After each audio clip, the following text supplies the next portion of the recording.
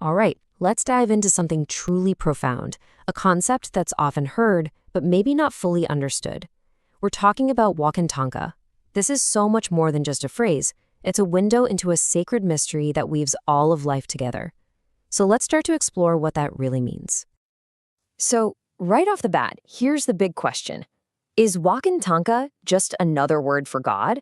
You hear that a lot, right? But honestly, the answer is so much bigger than that.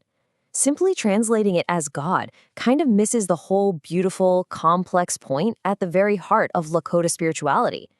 We're not talking about a single being here. It's something way, way more encompassing.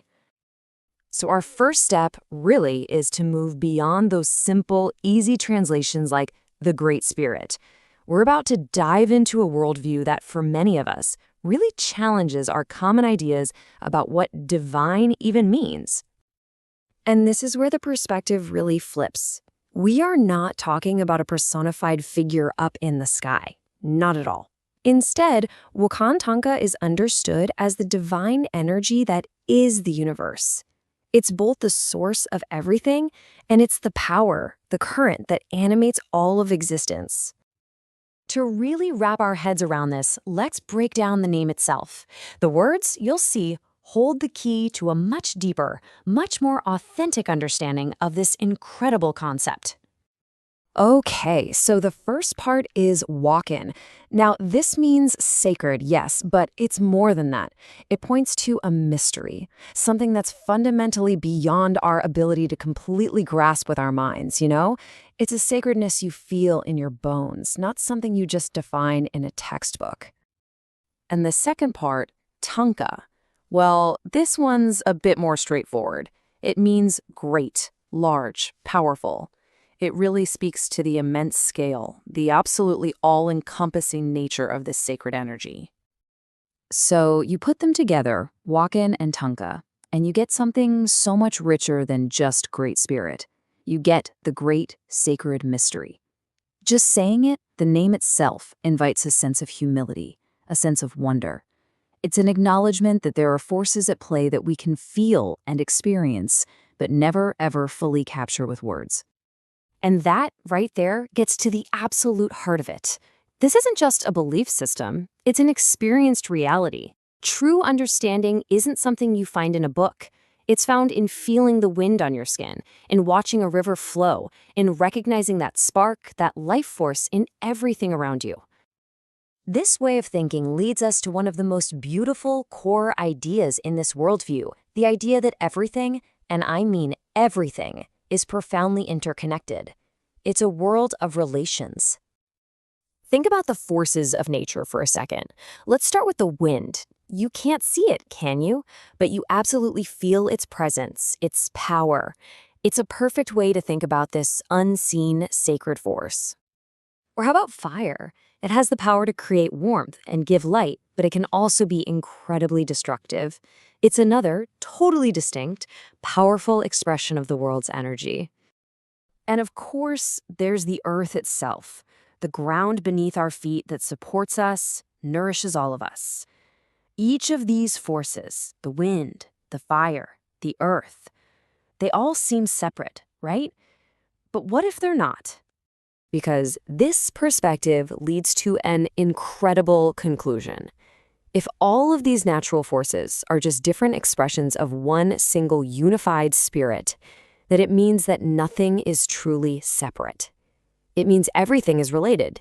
And if everything is related, that means all life, every rock, every river, every person is sacred.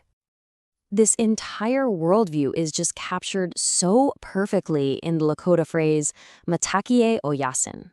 It's often said at the end of a prayer, and it is such a powerful reminder of this giant web of connection. It's not just words, it's an affirmation that you are literally related to everything in the universe. Okay, so what does it actually mean to live inside this worldview? What do you do with this understanding? Well, this philosophy isn't just abstract. It gives rise to a very practical set of teachings, a path of living in harmony with the great mystery. And this presents a really stark contrast in how we can see the world. On one side, you have a worldview of domination, where nature is just a resource to be used and controlled. But on the other, you have a worldview of harmony, where nature is a relative, something to be respected. One path leads to separation. The other leads to connection. The difference is profound. And this harmony is built on some really powerful teachings. First, the oneness of all life. If that's true, then harming nature is literally a form of self-harm. Second, humility. It becomes a virtue because you accept that you can't possibly know or control everything. And third, truth isn't something you conquer with your mind. It's something you receive through inner vision, through silence, through intuition, through just paying attention. These teachings are then brought to life through sacred practices, rituals like the Vision Quest or the Sweat Lodge. It's crucial to understand these aren't performances. They are seen as pathways, designed to purify the body and the spirit, and to forge a direct, personal connection with the great mystery. So why does all of this matter to us right now, in the modern world? Well, because this ancient wisdom isn't just history. It offers powerful, absolutely timeless lessons for how we can live more connected, more meaningful lives today. So how can we apply this? Look, it's not about trying to recreate ancient ceremonies. It's about adopting the mindset. It can be as simple as this. 1, just try to listen more than you speak. Connect with silence.